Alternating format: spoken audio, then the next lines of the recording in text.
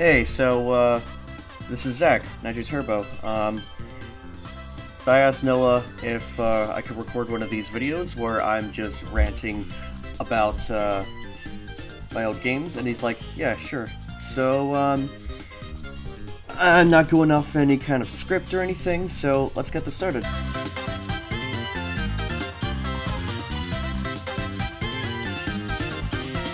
So, you might be wondering what the hell I'm looking at here.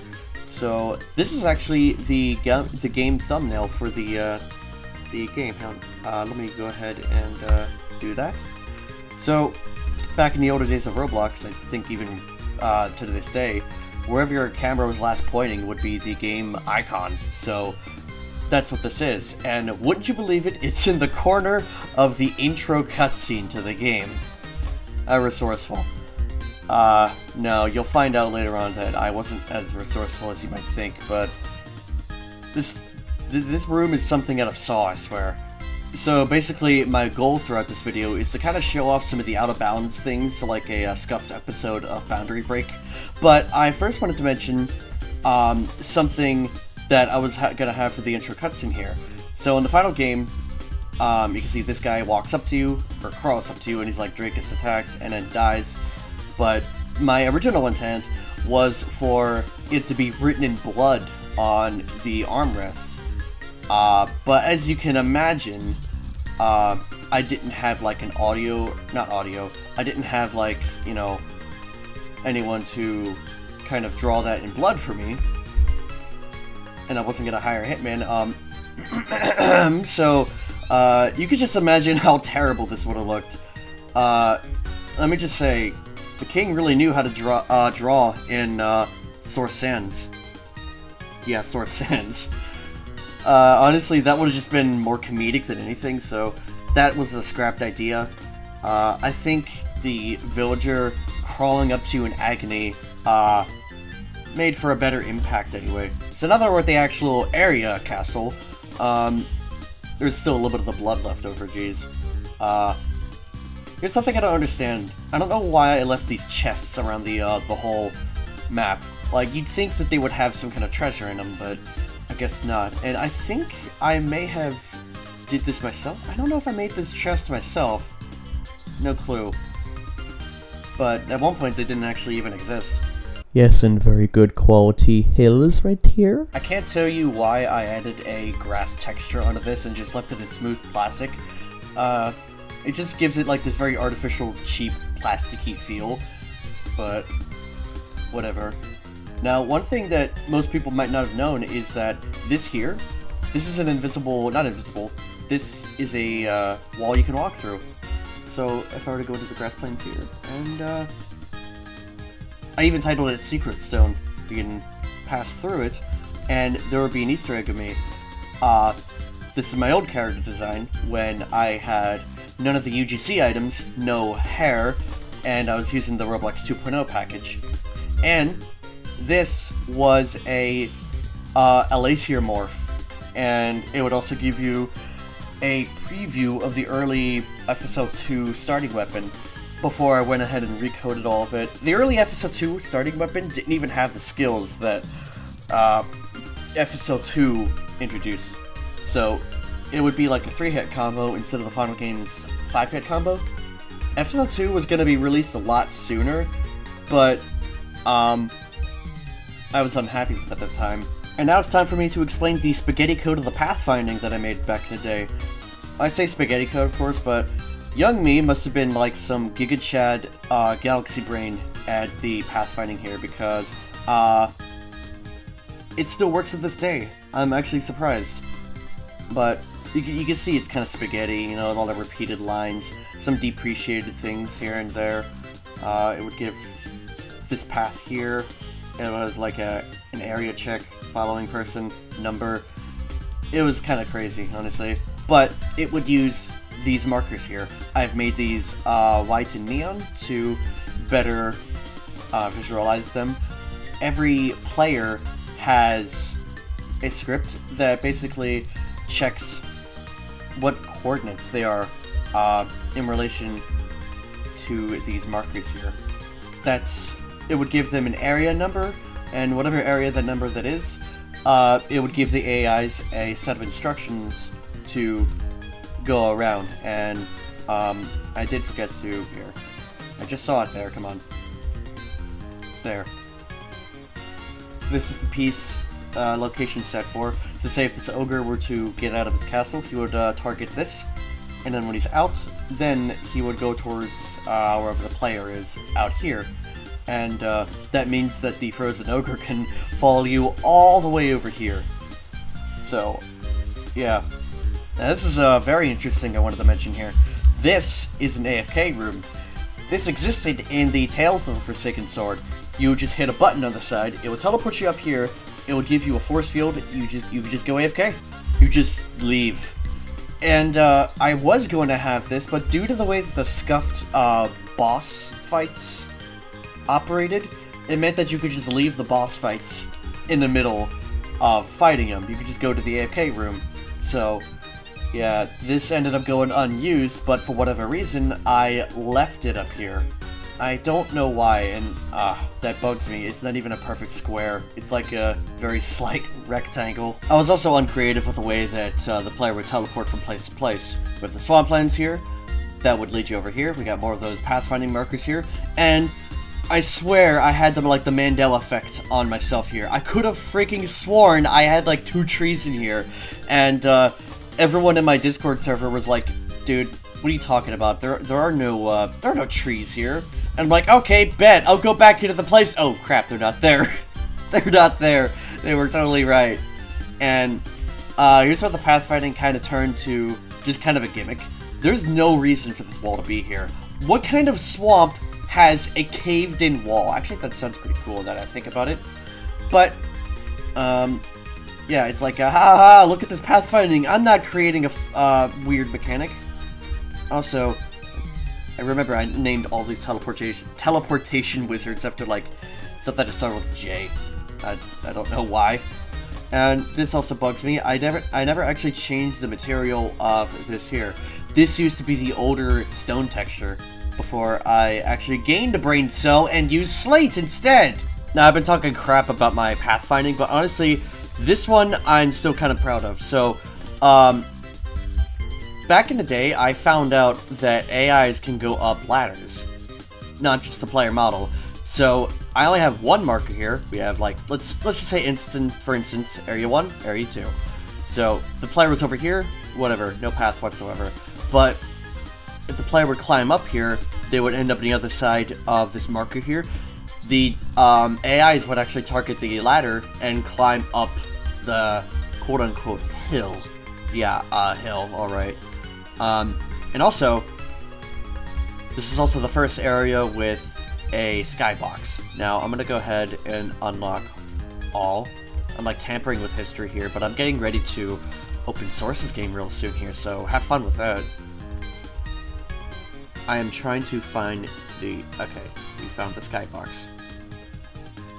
And I think before I've had a few questions on how these skyboxes operate. Like, you know, how do you get this? I'm gonna set this back to the original size.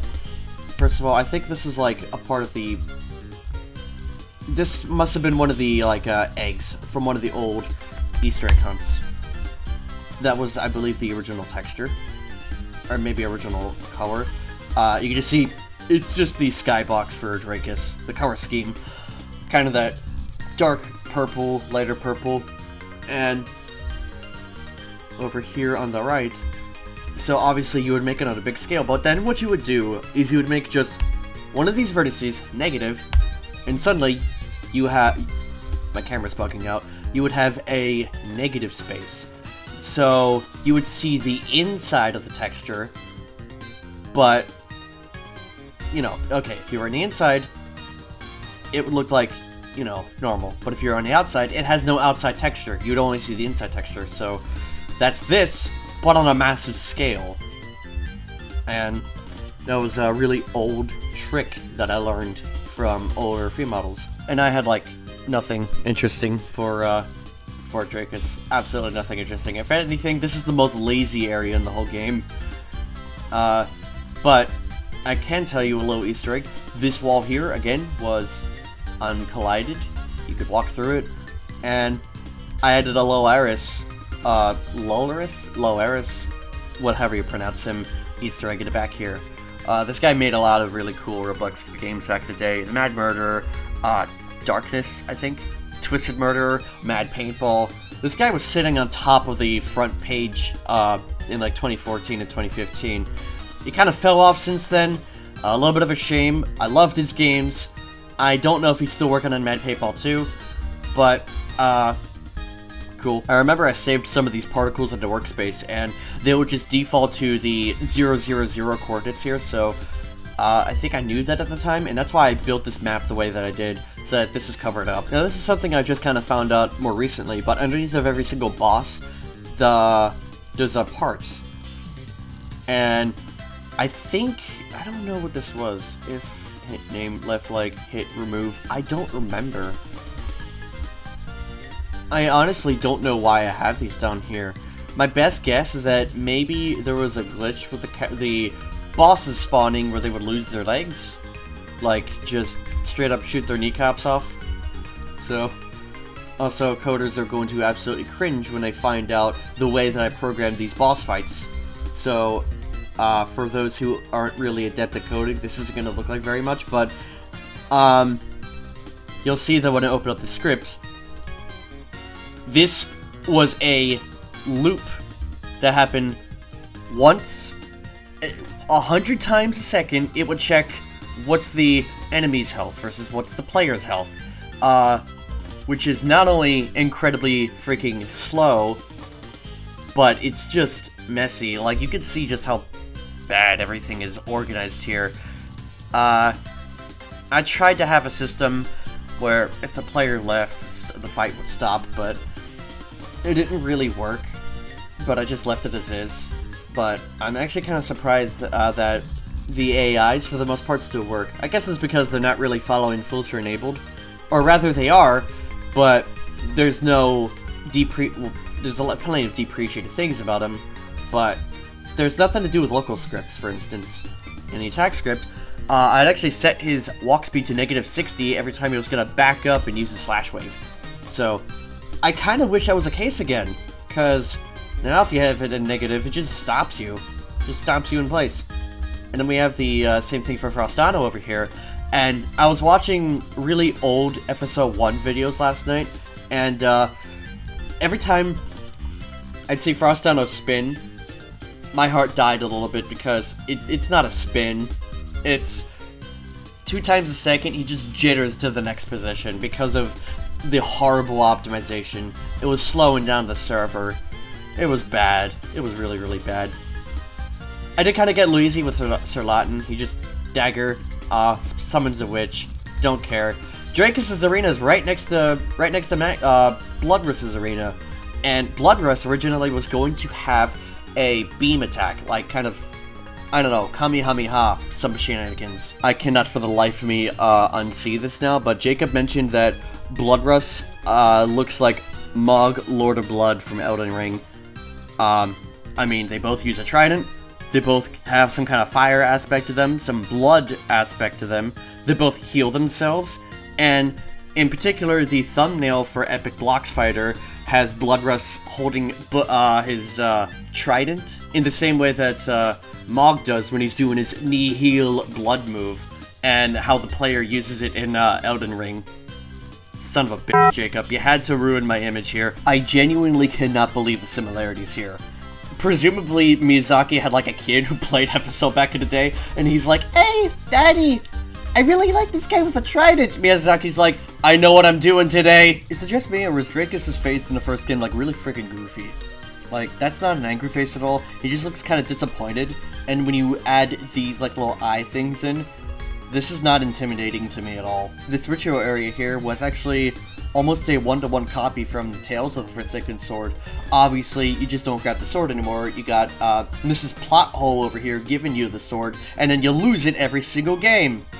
Thank you. This way over here is the ending cutscene area, so you would have the shot here. Oh my gosh, this is still using the old brick texture. Fudge me. Because I actually changed the texture of it. If we go all the way back over to this castle here, as well as the one at the start area, it actually uses the brick material, but over here, I forgot to edit that! Lovely! That was so inconsistent, and not resourceful at all, but these were all the different wizards that would teleport you throughout the games. Not much to say about there, except that, you know, I like this image here. That is a face of horror. And now for something I have not seen in 7.5 years. FSO 1 had a Christmas area. 2 Christmas areas, in fact, as well as the Santa boss.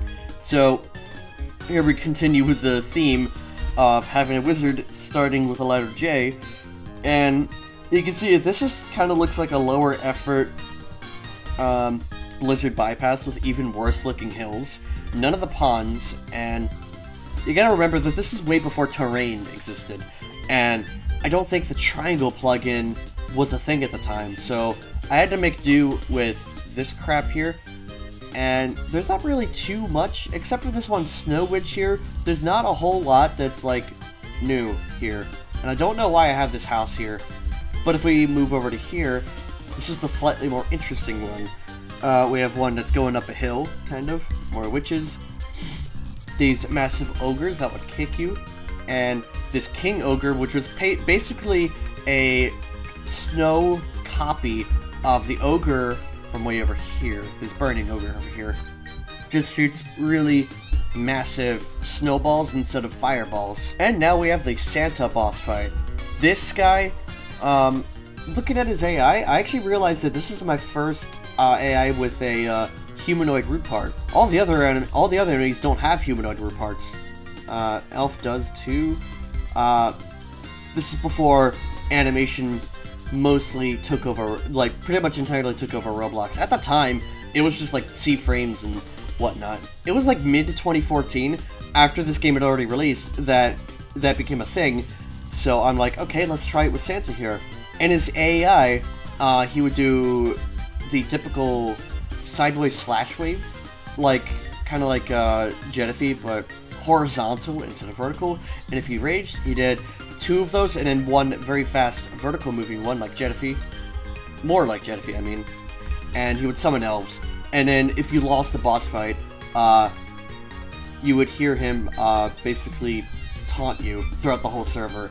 He would go ho ho ho in the entire server. And now for the only unused boss in the game. This is the Undead King, level 50. And this guy mostly attacked like Sir Latin for the most part. But he had a spin attack similar to Frostano, as well as a flip attack. A very, very jank flip attack. And you gotta remember, this is, again, before humanoid root parts. We have only the base 6 parts here. And it relied on really janky physics. We're gonna see this guy as AI, but not in FSL. Instead, in the Cosmic Pendant prototype, because it's way less cluttered. Okay, so this is B is, holy crap, those animations are so bad. You can see it did a bit of an upflip there. And, wow, he's not even doing damage to me. Lovely. Oh! That was the jank flip there, and, for whatever reason, it's not happening now, but he would, oh shit, he actually is doing damage to me. Just, like, 1 point of damage. But, the physics are way too jank, and, back in the original version, I remember that he would go flopping around on the ground after he was finished with all those flips. I'm not sure why it's happening, or why it's not happening here. No, it's not because of the more advanced code of the Cosmic Pendant. It's because I don't know.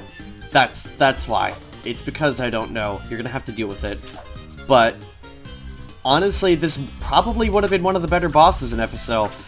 Just because it looked less awkward, I guess? I don't know how else to put that, but he clearly attacks with both daggers here, and I don't know. I kind of wish that I did include him, but maybe it's more interesting that he's not used in the game, because I guess it was a mystery for a good while.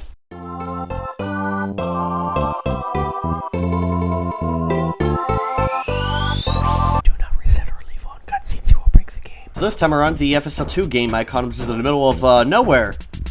nothing interesting really about that, but what is interesting is that I have a copy, three different copies of the same village. So, the intro cutscene over here. No, we start off with the one in the middle here. And, I remember we got some of the opening shots here and here. And, I did like the fact that I reused basically the same area from episode 1, but it's clear that this is the grasslands from the first game, but now it's inhabited with houses, and it became the home village. And over here would be the camera for Dracus, and it's like the way that I did the head turning effect was it would snap once to this position, and the last time it would snap it'd be over here, where Dracus is gone. Instead of me doing any kind of extra code trickery, it was instead a trick of the camera. And here's where I was learning how to cut off pieces that I did not need in the shot. You can see that the castles have... The one castle does not have any of the benches that the home village over there has. It's got nothing else really, and it's got the sword here. And, here's the home village here. So, you can see it now has the benches. This is the first game that had the armor. And, one thing you'll also notice is this is where I began putting Easter eggs throughout the map. So again, we have my old character design here. This one being closer to the final game than the one you saw in episode 1. Just because I'm no longer using the 2.0 package, which I believe I stopped using around that time. Taymaster over here, who made the Twisted Murderer, I realized earlier that I said that Loaris made the Twisted Murderer. No, that was Taymaster. Loaris made the Mad Murderer. Also, while going throughout the map of episode 2, I realized that this is easily the flattest game of all of them. Like, look at how little elevation there is. Look at the... at least we did have the triangle plug in it this time. So that at least looks good. But look at how flat everything is. Look at how flat. Flatty, flatty, flatty, flat, flat, flat. Except for this whole cave area. I did kind of like this here. Valagon, the skeleton. Totally memorable character. No one can deny that. Just flat all around. Wow, can you tell where the Easter egg is here? I got really into this this game called Freedom Planet, which is like, kind of a Sonic fan game, but it's more or less its own entity, and these are sketches of the actual characters you can unlock as cards in the game. You can see way up in those mountains, we have what would have been Herobrine if the Steve face wasn't copyrighted, kind of. I presume that's why this is gone here, so now we just kind of have a tan square with 2 white dots in the middle, and that's how I did the eyes for the face. So this was just a Steve model, but I put in white parts in there because I thought it would be funny if it looked like Herobrine instead.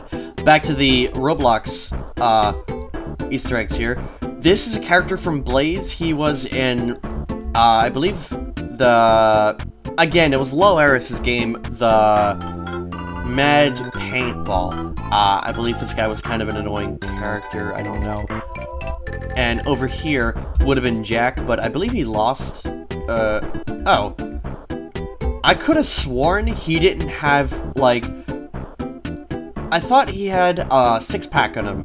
Maybe it's gone? I don't know. I want to take a look at this real quick. So, we have pants, shirts. Yeah, he would have had a 6-pack, but I guess that's gone. I don't know. Maybe the Roblox terms of service or something. And here is a very forgotten mini-boss that I added, like, after the game was finished. Aquilos.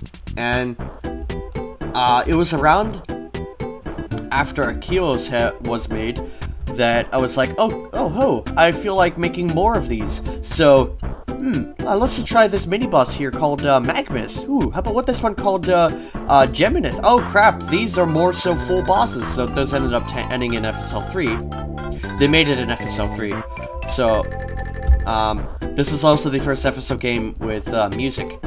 So, you can see, all the way over there is the storm cloud. I don't know why I had it so freaking far away. but this is gonna be a nightmare to get into. No, it's not. I can just do that. And the way I would get the area to look dark is I would have a massive part over top of the skybox, which had some mixed effects from the distance, as you can see, and it would look even worse if you had the low render distance. But some of these enemies I did not make. These Dark Lightning Soul, Bright Lightning Soul, Fresh Electric, whatever. Someone gave these to me. It wasn't me that made them. So, not really a whole lot to say about this. So, there was nothing interesting to say about the boss fights this time around, so we're just gonna skip right to the ending cutscene here. So, this here is where the intro, the dialogue from Drakus would play out. And if I had known at the time, I would have posed him, because this is a display model. This is not the actual boss fight himself. Boss fight himself, yes, I said that. Like, I could have just done this. Look. Boom. You just edit the pivot of the sword or something, and then like, the arm, and whatever. Boom. Pull up. I know this is still not a great pose here, but I think it proves my point that I could have very easily, had some kind of, intimidating pose here. Oh, you're approaching me. I spent way too much time setting up the scene, geez. Okay, the final cutscene here, so, I find it funny that the Forsaken Sword here is, so ridiculously reflecting right now, because I had its reflection stat at 5. It would look like this, 1. Maybe it would have looked like 2 back in the day, but, why don't we just go the whole way and, basically make this thing produce nothing but 8-bit colors? How about that? But, I always liked that, I animated the Forsaken Sword in some way in the ending cutscenes. Some of you from way back in the day might actually remember that there used to be a Minecraft area over here. It was through a very, very thin slit in the wall here, but I had decided to remove it because it was unnecessary, and also, 90% of the textures and everything got deleted because of copyright, so I'm not going to be including that in the, open source version of the game.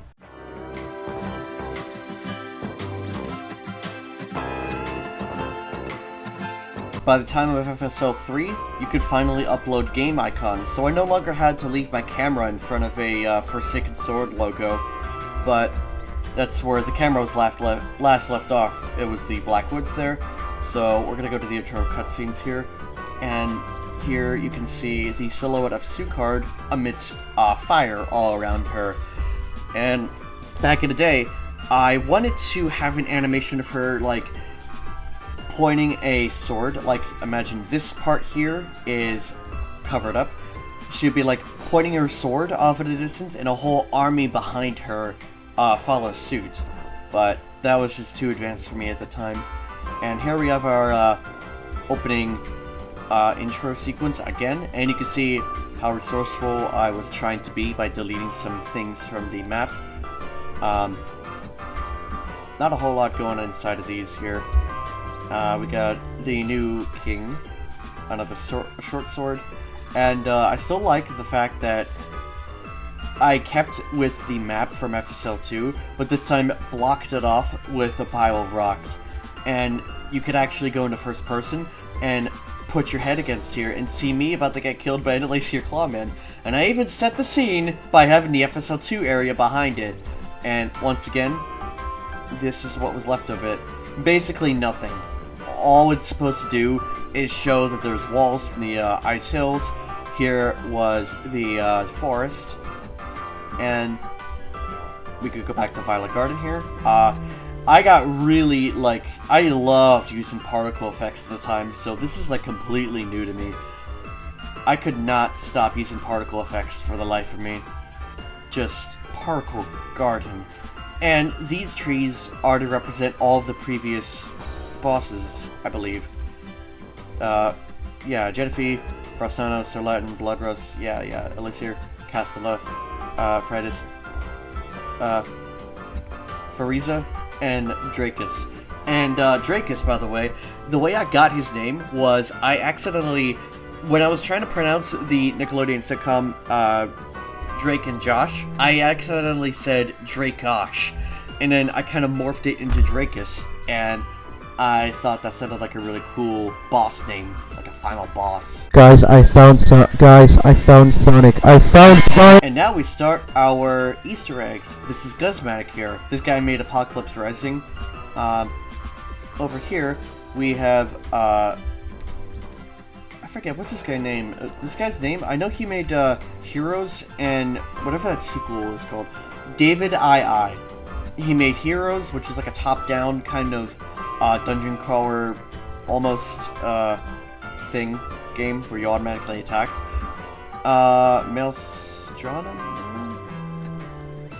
Maelstrondomer.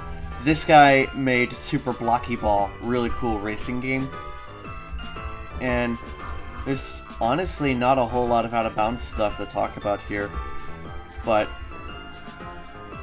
I want to see if I did this correctly here. So these guys should have some slope thing.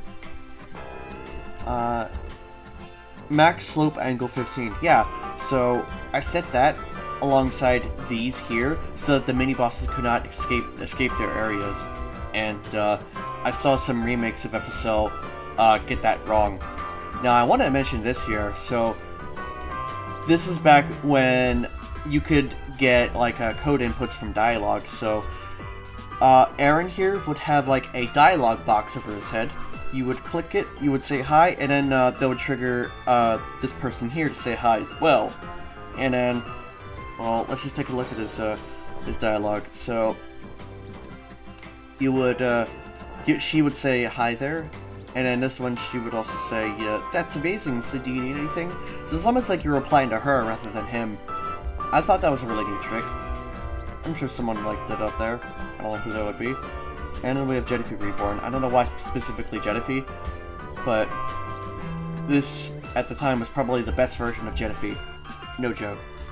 Like, there's a massive difference in quality between this guy and the FSL 1 version, so I myself am not still proud of it, but I appreciate what it did at the time. Here's the PvP arena. Garbage PvP. So I don't know what this map was supposed to be. All I know is that this time around, I started adding extra layers to the mountains over here, so I saw this in Mad Paintball, and I thought it was really cool. And then here's just the final boss area for FSL 2 again, but with some crappy particle effects. And then here's the Drakus area. Yes, the glorious return of Drakus with more totally necessary particles. This was necessary. And this version of Drakus had all of the attacks, except for the FSL 4 ones, but I never technically released that game anyway, so doesn't really count, I guess. Nothing too out of bounds at the boss areas here. And here is where the intro cutscene for FSL 3 is. Dead body of Drakus, the black silhouette of presumably the player character killing a bunch of enemies, and then this is my first time using an animation in a cutscene. So this guy right here would have a get up animation. I just titled him That One Guy. And this takes place just outside of the Sukart boss arena. And I cringe every time I see Sukart's gender reveal. At least it wasn't, at least it didn't explode. Like, no, that's a lie. She explodes when she oh my gosh, she does explode when she reveals her gender. Wow, this game was ahead of its time.